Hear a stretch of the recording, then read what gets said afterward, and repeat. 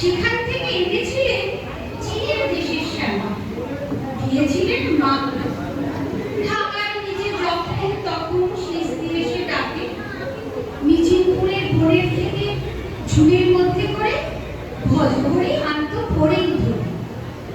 পাড়ায় পাড়ায় যত পাখি খাঁচায় খাঁচায় ঢাকা, আওয়াজ শুনে তো নিচে ঝাপড় দিত কাউকে ছাতু কাউকে পোকা কাউকে দিত ভাত।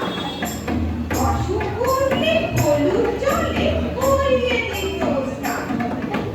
বধূ বলতো কার দেশে আমি হচ্ছি দত্তি, আমার ঘরে গঙ্গা করে ঘুমোয় না এক রত্তি।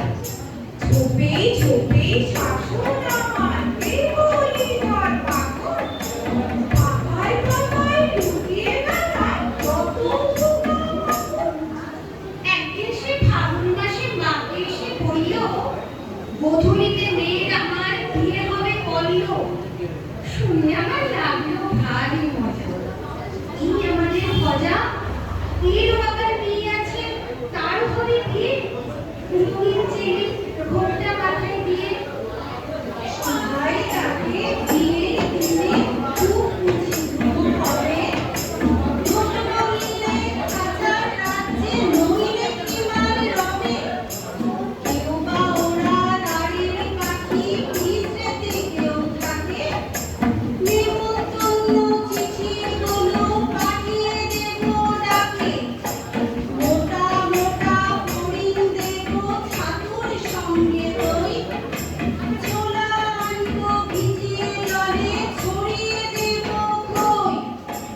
এমনি হবে ধুম, সাত পাড়াতে চোখে কারো ধরবে না এখন।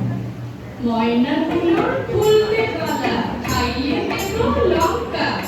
কাকাতুয়া চিৎকারে তার বাজিয়ে দেবে ডঙ্কা। পায়রা যত ফুলিয়ে গলা, লাগাবে বকবকম। শালিকগুলোর চড়া মেজাজ, আওয়াজ নানা রকম। আসবে কোকিল চন্দনাদের শুভাগমন হবে। মন্ত্র শুনতে পাবে না কেউ, পাখির কলরবে।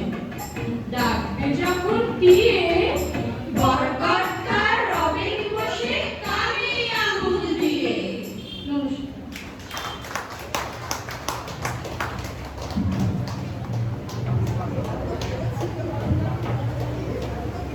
আমারে না হয় না জানো, গানে কথা বলা হলে অনুষ্ঠানের এই অংশে এসে জানাই রবীন্দ্র সঙ্গীতের এবারের শিল্পী